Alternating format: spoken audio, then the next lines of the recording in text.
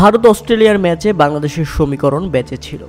অস্ট্রেলিয়াকে যদি ৫৫ রানের ব্যবধানে হারাতে পারত ভারত, সেক্ষেত্রে আফগানিস্তানকে ৩১ রানের ব্যবধানে হারিয়ে সেমিফাইনালে যেতে পারবে বাংলাদেশ।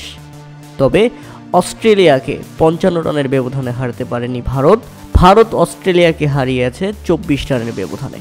তাতে বাংলাদেশের সমীকরণটা কঠিন হয়ে গেল। সেমিফাইনালের আশা টিকে রয়েছে, তবে আফগানিস্তানকে বাংলাদেশের হারাতে হবে ৬২ রানের বড় ব্যবধানে। আফগানিস্তানকে ৬২ রানের বড় ব্যবধানে হারাতে পারলেই কেবল সেমিফাইনালের টিকিট পেয়ে যাবে বাংলাদেশ। প্রিয় দর্শক, সেটা কি পারবে বাংলাদেশ? তবে ভারতের কাছে হারলেও এখনও সেমিফাইনাল খেলার সুযোগ রয়েছে অজিদের। তবে তাদের তাকিয়ে থাকতে হবে বাংলাদেশের দিকে। আফগানিস্তানকে বাংলাদেশ যদি কোনোভাবে হারিয়ে দিতে পারে, তাহলে সেমিফাইনালে টিকিট পাবে অজিরা। অন্যদিকে সুপার 8-এ টানা 2 ম্যাচ হেরে সেমিফাইনালে যাওয়ার স্বপ্নভঙ্গ প্রায় অর্ধেক হয়ে গেছে বাংলাদেশের।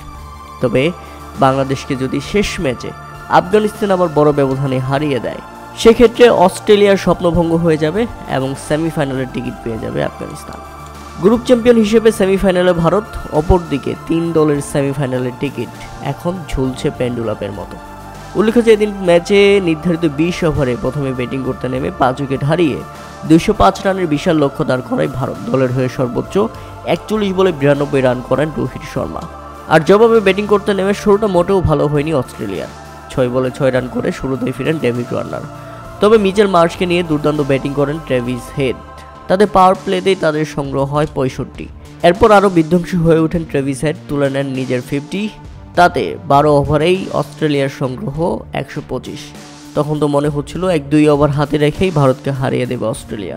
এরপর একে একে সকল ব্যাটারদের আউট করতে থাকে ভারতীয় বোলাররা। একটা সময় শেষ দিকে এসে ট্রেভিস হেড আউট হলে তখন কার্যত ম্যাচ থেকে ছিটকে পড়ে যায় অস্ট্রেলিয়া এবং শেষ পর্যন্ত 24 রানের হার। দলের হয়ে সর্বোচ্চ 43 বলে 76 রানের ইনিংস খেলেন ট্রেভিস হেড।